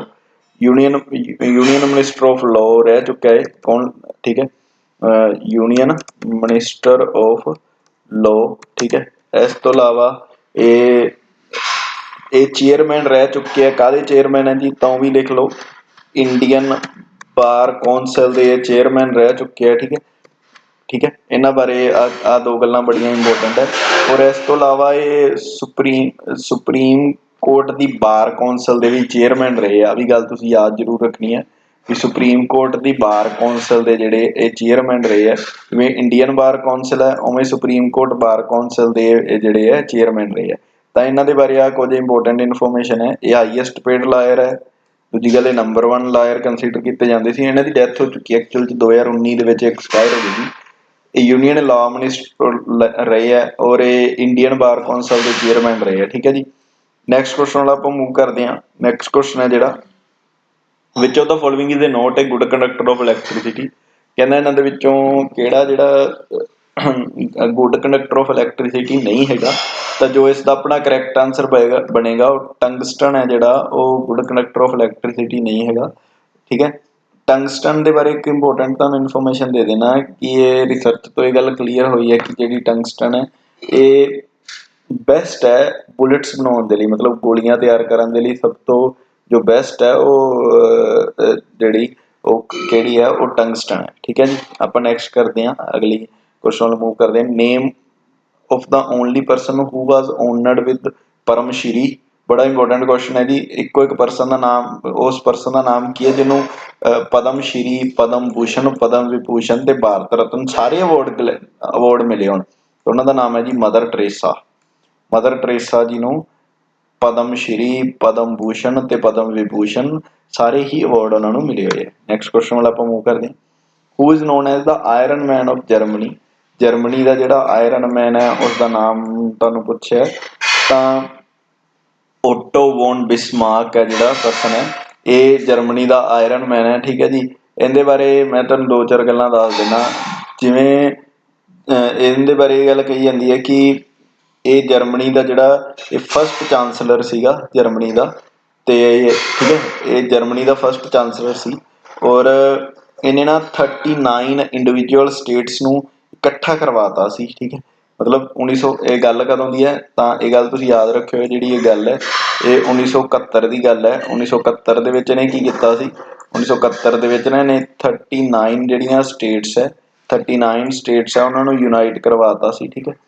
तो इस करके इन्हों iron man of the Germany कहा जाता है। की कहा जाता है, तो अपना आंसर आएगा आयरन मैन ऑफ जर्मनी किनू, ओटो वोन बिस्मार्क नूं, ठीक है। क्वेश्चन इंपोर्टेंट है, याद रखियो। नैक्सट क्वेश्चन है, who directed the all time famous movie Mother India. Mother India जी मूवी है उसका डायरेक्टर कौन सी। तो मदर इंडिया जी मूवी है उसका जो डायरेक्टर है, उसके जो डायरेक्टर का नाम है कि वो यश चोपड़ा है या रमेश सिप्पी है या महबूब खान है या पृथ्वीराज कपूर है। तो जो मदर इंडिया मूवी है उसके जो डायरेक्टर है उसका नाम महबूब खान है। नैक्सट क्वेश्चन वाला आप मूव करते हैं। नैक्सट क्वेश्चन है, who is called the father of economies. Economy का जो फादर है किसनों कंसीडर किया जाता, बड़ा कॉमन जहा क्वेश्चन है ताकि वो कार्ल मार्क्स है या एडम स्मिथ है या मैक्स मुलर है। तो जो फादर ऑफ इकोनॉमी है वो एडम स्मिथ को कंसीडर किया है, ठीक है जी। Which of the following is associated with not associated with socialism. Question ये पूछा है भी कि जिहड़ा सोशलिज्म के नाल एसोसिएटेड नहीं हैगा, जिहड़ा वर्ड है फैसिज्म ये सोशलिस्ट के नाल एसोसिएट नहीं हैगा।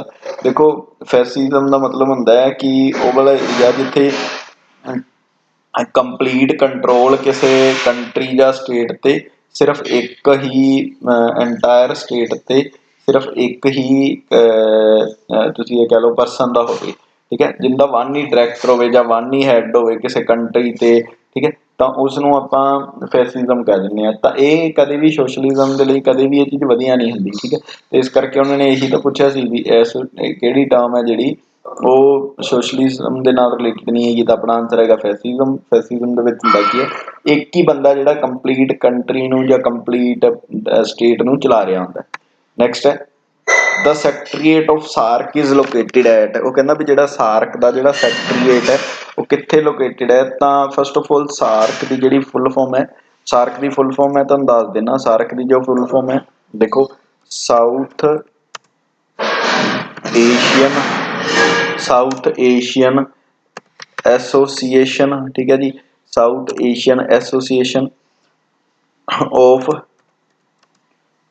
ऑफ रीजनल कोऑपरेशन, ठीक है जी, ऑफ रीजनल, ठीक है, कोऑपरेशन, ठीक है। इनू मैं अगेन थोड़ा जा थोड़ा चले देना।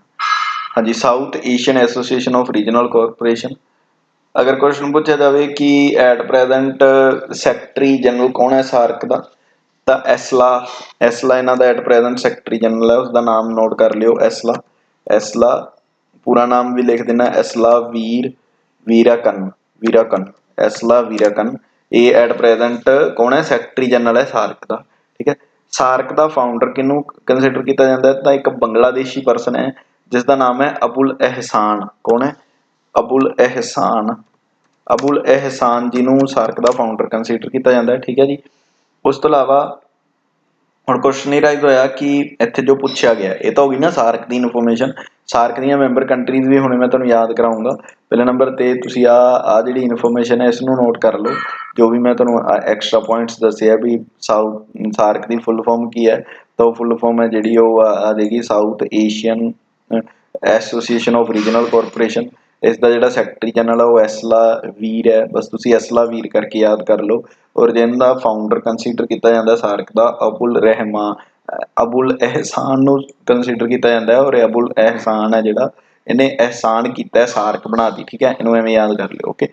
हुण क्वेश्चन ये राइज होया जो इत्थे पूछा गया सी, the secretariat of SAARC is located at, SAARC का सैकटरीएट कित्थे है, तो वो कित्थे है जी, वो सार्क नेपाल काठमांडू दे विच है। हुण क्वेश्चन ये राइज हुंदा है भी जो सार्क दीयां जिहड़ियां मैंबर कंट्रीज आ वो किहड़ियां किहड़ियां, तां उन्हां दी एक मैं तुहानूं ट्रिक याद करा दिना। उन्हां दीयां जिहड़ियां मैंबर कंट्री है ए एम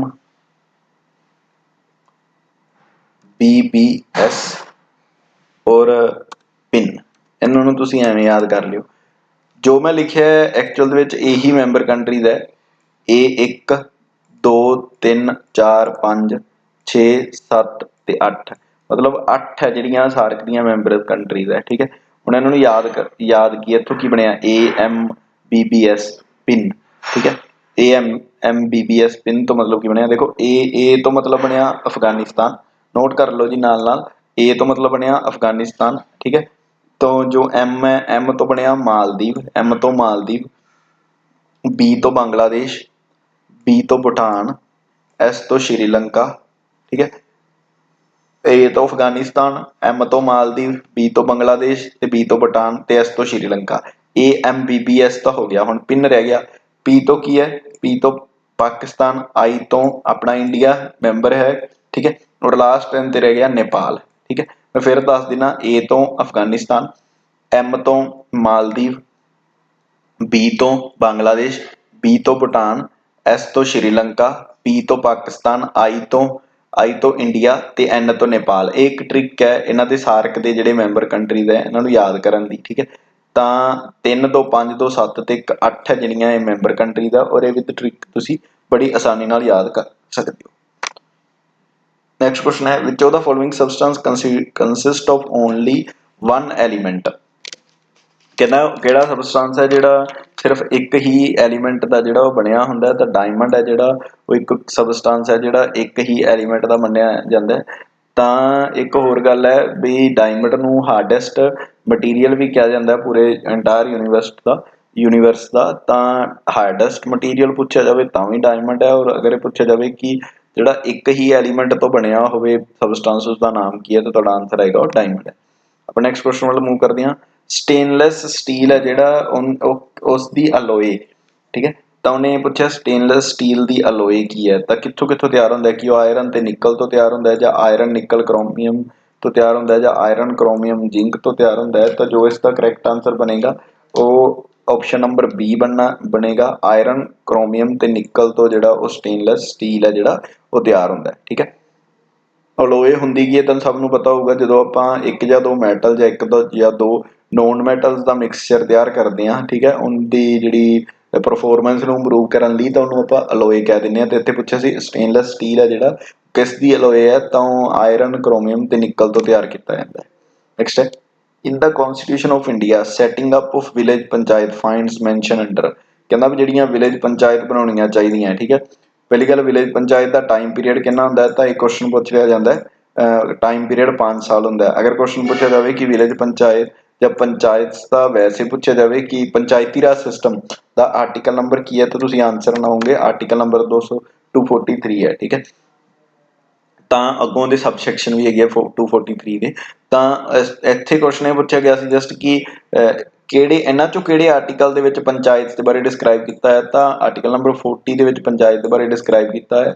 ਹੁਣ ਅਗਰ ਪੁੱਛਿਆ ਜਾਵੇ ਕਿ ਜਿਹੜਾ ਆਰਟੀਕਲ ਨੰਬਰ 40 ਹੈ ਕਿਹੜੇ ਪਾਰਟ ਦੇ ਵਿੱਚ ਆਉਂਦਾ ਹੈ, ਤਾਂ ਪਾਰਟ ਨੰਬਰ 4 ਦਾ ਜਿਹੜਾ ਇਹ ਪਾਰਟ ਹੈ ਆਰਟੀਕਲ ਨੰਬਰ 40, ਠੀਕ ਹੈ ਜੀ। ਤਾਂ ਇਹੀ ਆਪਣਾ ਕੁਐਸਚਨ ਸੀ। ਤਾਂ ਇਸ ਦਾ ਜਿਹੜਾ ਕਰੈਕਟ ਆਨਸਰ ਇਹੀ ਬਣੇਗਾ ਕਿ ਪੰਚਾਇਤ ਬਾਰੇ, ਵਿਲੇਜ ਪੰਚਾਇਤ ਬਾਰੇ ਕਿੱਥੇ ਦੱਸਿਆ ਹੈ, ਤਾਂ ਉਹ ਆਰਟੀਕਲ ਨੰਬਰ 40 ਦੇ ਵਿੱਚ ਦੱਸਿਆ ਹੈ। ਨੈਕਸਟ ਕੁਐਸਚਨ ਵਾਲਾ ਆਪਾਂ ਮੂਵ ਕਰਦੇ ਹਾਂ।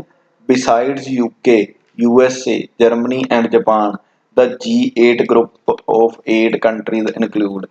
ਹਾਂਜੀ, ਇਹ ਜਿਹੜਾ ਕੁਐਸਚਨ ਹੈ ਨਾ ਬੜੀ ਵਧੀਆ ਡਿਟੇਲ ਹੈ ਇਸ ਕੁਐਸਚਨ ਦੀ। ਪਹਿਲਾਂ ਮੈਂ ਤੁਹਾਨੂੰ ਡਿਟੇਲ ਦੱਸ ਦਿੰਦਾ, ਉਸ ਤੋਂ ਬਾਅਦ ਤੁਹਾਨੂੰ ਆਨਸਰ ਆਪਣੇ ਆਪ ਇਸ ਕੁਐਸਚਨ ਦਾ ਜਿਹੜਾ ਪਤਾ ਲੱਗ ਜਾਏਗਾ। ਫਸਟ ਆਫ ਆਲ ਜੋ ਹੋਇਆ ਕੀ ਸੀ, ਇੱਕ ਮੈਂ ਇੱਥੇ ਸਾਰੀ ਇਨਫੋਰਮੇਸ਼ਨ ਨਾਲ ਨਾਲ ਲਿਖੀ ਜਾਂਦਾ, ਤੁਸੀਂ ਮੇਰੇ ਨਾਲ ਨਾਲ ਨੋਟ ਕਰੀ ਜਾਇਓ, ਠੀਕ ਹੈ। ਫਸਟ ਆਫ ਆਲ ਹੋਇਆ ਕੀ ਸੀ ਜੀ, 1975 ਦੇ ਵਿੱਚ ਹੈ ਜਿਹੜਾ ਉਹ ਇੱਕ ਸਮਿਟ ਮਤਲਬ ਇੱਕ ਮੀਟਿੰਗ ਆਰਗੇਨਾਈਜ਼ ਕੀਤੀ ਸੀ। ਕਿੰਨੇ ਆਰਗੇਨਾਈਜ਼ ਕੀਤੀ ਸੀ, ਤਾਂ ਆਪਣਾ ਆਨਸਰ ਆਏਗਾ ਫਰਾਂਸ ਨੇ ਆਰਗੇਨਾਈਜ਼ ਕੀਤੀ ਸੀ, ਠੀਕ ਹੈ। ਉਸ ਮੀਟਿੰਗ ਦੇ ਵਿੱਚ ਨਾ ਉਹਨੇ ਕੁਝ ਮੈਂਬਰ ਕੰਟਰੀਜ਼ ਨੂੰ ਇਕੱਠਾ ਕੀਤਾ ਸੀ। ਮੈਂਬਰ ਕੰਟਰੀਜ਼ ਕਿਹੜੀਆਂ ਕਿਹੜੀਆਂ ਸੀ, ਫਰਾਂਸ ਆਪ ਤਾਂ ਹੈ ਹੀ ਹੈ ਸੀ, ਇਸ ਤੋਂ ਇਲਾਵਾ ਜਰਮਨੀ, ਠੀਕ ਹੈ, ਜਰਮਨੀ ਤੋਂ ਇਲਾਵਾ ਇਟਲੀ, ਠੀਕ ਹੈ, ਇਟਲੀ ਹੋ ਗਿਆ, ਜਰਮਨੀ ਇਟਲੀ, ਜਰਮਨੀ ਹੋ ਗਿਆ, ਇਟਲੀ ਹੋ ਗਿਆ। ਇਸ ਤੋਂ ਇਲਾਵਾ ਜਾਪਾਨ, UK ਤੇ USA, ਠੀਕ ਹੈ, ਜਾਪਾਨ, UK ਤੇ USA। ਇਹ ਤਾਂ ਹੋ ਗਈ ਗੱਲ ਵੀ 1975 ਦੀ ਮੀਟਿੰਗ ਦੇ ਵਿੱਚ, ਠੀਕ ਹੈ। ਕਦੋਂ, 1975 ਦੀ ਮੀਟਿੰਗ ਦੇ ਵਿੱਚ ਮੈਂ ਤੁਹਾਨੂੰ ਦੱਸ ਰਿਹਾ ਕਿ ਜਾਪਾਨ, ਇੱਕ ਫਰਾਂਸ ਨੇ ਮੀਟਿੰਗ ਕੀਤੀ ਹੈ ਜਿੱਥੇ ਉਹਨੇ ਜਰਮਨੀ, ਇਟਲੀ, ਜਾਪਾਨ, UK ਤੇ USA, ਹੁਣ ਕੰਟਰੀ ਗਿਣੋ 1 2 3 4 5 ਤੇ 6 ਫਰਾਂਸ ਹੋ ਗਈ। ਮਤਲਬ 1975 ਦੇ ਵਿੱਚ ਇੱਕ G7 ਦੀ ਜਗ੍ਹਾ, G7 ਦੀ ਜਗ੍ਹਾ ਤੇ ਮੈਂ ਕਹਾਂ ਇੱਕ G6 ਨਾਮ ਦਾ ਗਰੁੱਪ ਹੈ ਜਿਹੜਾ ਉਹ ਤਿਆਰ ਹੋ ਗਿਆ, ਠੀਕ ਹੈ। ਉਸ ਤੋਂ ਬਾਅਦ ਹੁੰਦਾ ਕੀ ਹੈ 1976 ਦੇ ਵਿੱਚ, ਕਦੋਂ, 1976 ਦੇ ਵਿੱਚ, 1976 ਦੇ ਵਿੱਚ ਇੱਕ ਹੋਰ ਕੰਟਰੀ ਐਡ ਹੁੰਦੀ ਹੈ। ਉਸ ਕੰਟਰੀ ਦਾ ਨਾਮ ਕੀ ਹੈ, ਉਸ ਕੰਟਰੀ ਦਾ ਨਾਮ ਹੈ ਜੀ ਕੈਨੇਡਾ, ਠੀਕ ਹੈ। ਉਸ ਕੰਟਰੀ ਦਾ ਨਾਮ ਹੈ ਕੈਨੇਡਾ, ਠੀਕ ਹੈ। ਉਸ ਤੋਂ ਬਾਅਦ ਹੁੰਦਾ ਕੀ ਹੈ 1997 ਦੇ ਵਿੱਚ, 1997 ਚ ਇੱਕ ਹੋਰ ਕੰਟਰੀ ਆ ਗਈ ਜਿਸ ਕੰਟਰੀ ਦਾ ਨਾਮ ਕੀ ਹੈ, ਤਾਂ ਉਸ ਦਾ ਨਾਮ ਹੈ ਰਸ਼ੀਆ, ਠੀਕ ਹੈ। ਹੁਣ ਹੋਇਆ ਕੀ, ਇਹ ਤਾਂ ਹੋ ਗਿਆ ਇਨਫੋਰਮੇਸ਼ਨ ਜੋ ਬਿਲਕੁਲ ਕਰੈਕਟ ਇਨਫੋਰਮੇਸ਼ਨ ਹੈ ਵੀ ਇੱਥੋਂ ਤੱਕ ਕਰੈਕਟ ਤਾਂ ਸਾਰਾ ਕੁਝ ਹੀ ਇਨ ਦਾ ਸੈਂਸ ਕਿ ਇਹ ਇਨਫੋਰਮੇਸ਼ਨ ਉਹ ਵਾਲੀ ਹੈ ਜੋ ਪਹਿਲਾਂ ਠੀਕ ਸੀ ਵੀ ਰਸ਼ੀਆ ਮੈਂਬਰ ਸੀ ਇੱਥੋਂ ਤੱਕ ਤਾਂ। ਫਿਰ ਕੀ ਹੋਇਆ 2014 ਦੇ ਵਿੱਚ ਨਾ, ਕਦੋਂ, ਤਾਂ ਹੁਣ ਤੁਸੀਂ ਆਹ ਈਅਰ ਜ਼ਰੂਰ ਯਾਦ ਰੱਖਣਾ, ਕਦੋਂ, 2014 ਦੇ ਵਿੱਚ ਰਸ਼ੀਆ ਨੂੰ ਕਰਤਾ ਬਾਹਰ, ਠੀਕ ਹੈ, ਰਸ਼ੀਆ ਨੂੰ ਸਸਪੈਂਡ ਕਰਤਾ। ਹੁਣ ਰਸ਼ੀਆ ਵੀ ਘੱਟ ਨਹੀਂ ਸੀ, ਰਸ਼ੀਆ ਨੇ 2017 ਚ ਆਪਦਾ ਨਾਮ ਖੁਦ ਵਾਪਸ ਲੈ ਲਿਆ। 2014 ਦੇ ਵਿੱਚ ਕੀ ਹੋਇਆ, ਰਸ਼ੀਆ ਨੂੰ ਇਹਨਾਂ ਨੇ ਕਿਹਾ ਵੀ ਰਸ਼ੀਆ ਤੇਰਾ ਹੁਣ ਕੋਈ ਮਤਲਬ ਨਹੀਂ ਹੈਗਾ, ਤੂੰ ਬਾਹਰ ਹੋ ਜਾ, ਠੀਕ ਹੈ। 2017 ਚ ਰਸ਼ੀਆ ਨੇ ਆਪਦਾ ਨਾਮ ਖੁਦ ਵਾਪਸ ਲੈ ਲਿਆ, ਓਕੇ।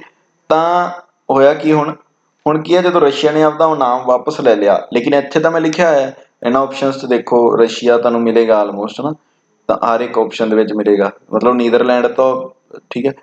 ਤਾਂ ਕੁਐਸਚਨ ਇਹ ਰਾਈਜ਼ ਹੋਇਆ ਕਿ ਫਿਰ ਕੀ ਰਸ਼ੀਆ ਇਸ ਦਾ ਮੈਂਬਰ ਨਹੀਂ ਹੈਗਾ। ਐਕਚੁਅਲ ਦੇ ਵਿੱਚ ਦੇਖਿਆ ਜਾਵੇ ਤਾਂ ਰਸ਼ੀਆ ਜਿਹੜਾ ਉਹ ਇਸ ਦਾ ਮੈਂਬਰ ਹੁਣ ਇੱਕ ਵਾਰੀ ਤਾਂ ਨਹੀਂ ਹੈਗਾ। ਆਪਾਂ ਇਹਨਾਂ ਆਪਸ਼ਨ ਦੇ ਅਕੋਰਡਿੰਗ ਪਹਿਲਾਂ ਇਹ ਆਪਸ਼ਨ ਟਿਕ ਕਰਦੇ ਹਾਂ, ਇਹਦਾ ਮਤਲਬ ਰਸ਼ੀਆ ਇਹਨਾਂ ਚੋਂ ਬਾਹਰ ਹੋ ਗਿਆ, ਲੇਕਿਨ ਅਜੇ ਵੀ ਕੁਝ ਮੈਂਬਰ ਕੰਟਰੀਜ਼ ਹੈ ਜਿਹੜੀਆਂ ਉਹ ਚਾਹੁੰਦੀਆਂ ਹੈ ਕਿ ਰਸ਼ੀਆ ਜਿਹੜਾ ਫਿਰ ਤੋਂ ਵਾਪਸ ਆ ਜਾਏ, ਠੀਕ ਹੈ। ਤਾਂ ਇਸ ਕਰਕੇ ਮੈਂ ਆਪਸ਼ਨਸ ਦੇ ਵਿੱਚ ਰਸ਼ੀਆ ਰੱਖਿਆ ਹੋਇਆ ਸੀ, ਤੁਹਾਨੂੰ ਇਹ ਗੱਲ ਸਾਰੀ ਕਲੀਅਰ ਕਰਨ ਦੇ ਲਈ ਵੀ 1975 ਦੇ ਵਿੱਚ ਜਿਸ ਟਾਈਮ ਤੇ ਫਰਾਂਸ ਨੇ ਮੀਟਿੰਗ ਕੀਤੀ ਹੈ तो उसने जर्मनी, इटली, जापान और यूके, यूएसए ਨੂੰ ਇਕੱਠਾ ਕੀਤਾ है। तो उस टाइम ਤੇ G6 ਬਣ ਕੇ ਤਿਆਰ ਹੋਇਆ। ठीक है। और उस तो बाद 1976 ਦੇ ਵਿੱਚ 1976 ਦੇ ਵਿੱਚ मतलब अगले साल ही कैनेडा आ गया। तो 1997 ਦੇ ਵਿੱਚ रशिया आ गया। ਇੱਥੋਂ तक ਤਾਂ ठीक ਸੀ। ठीक है। लेकिन इस तो बाद ਹੁੰਦਾ ਕੀ ਹੈ 2014 ਦੇ ਵਿੱਚ रशिया ਨੂੰ ਕਰ ਦਿੱਤਾ ਜਾਂਦਾ ਸਸਪੈਂਡ ਤੇ 2017 ਚ रशिया ਆਪਦਾ ਨਾਮ ਹੀ ਵਾਪਸ ਲੈ ਲਿਆ ਜਾਂਦਾ। ਤਾਂ ਜਿਹੜਾ G8 ਤਿਆਰ ਹੋਇਆ ਇਹ ਫਿਰ ਤੋਂ ਕੀ ਰਹਿ ਗਿਆ, ਇਹ G7 ਰਹਿ ਗਿਆ। ठीक है। ਤਾਂ ਹੁਣ ਤੁਸੀਂ ਆ ਸਾਰੀ ਇਨਫੋਰਮੇਸ਼ਨ ਆਈ ਹੋਪ ਕਿ ਤੁਹਾਨੂੰ ਸਮਝ ਲੱਗ ਗਈ ਹੋਏਗੀ ਗੱਲ, ਔਰ ਇਹ ਤੁਸੀਂ ਯਾਦ ਵੀ ਜ਼ਰੂਰ ਰੱਖਣੀ ਹੈ। ਆਪਾਂ ਨੈਕਸਟ ਕੁਐਸਚਨ ਵੱਲ ਮੂਵ ਕਰਦੇ ਹਾਂ।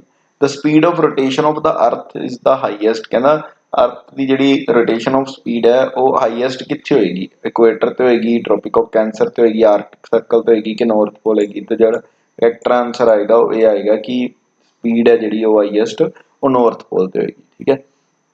नेक्स्ट क्वेश्चन है when sound waves travel from air to water the quantity of that remains unchanged is।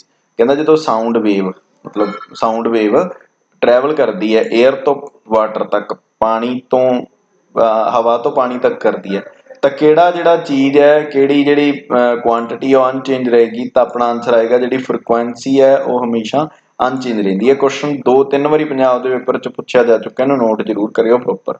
Next question ਵਾਲਾ ਆਪਾਂ ਮੂਵ ਕਰਦੇ ਹਾਂ। Optical fibre work on the principle of.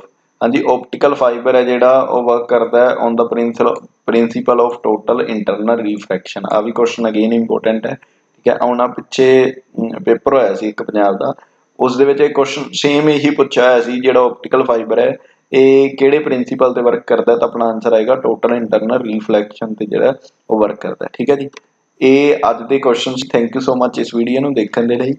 अगर मेरे वालों प्रोवाइड की हुई इन्फॉर्मेशन तुहानूं वैल्यूएबल लगे, अगर लगे कि हाँ सर ने प्रोवाइड की इन्फॉर्मेशन साडे लई यूजफुल है, अगर लगे कि हाँ कुछ काम दा सानूं इस इन्फॉर्मेशन तो मिले है, तो प्लीज़ इस वीडियो नूं शेयर जरूर करियो। ठीक है जी, थैंक यू सो मच।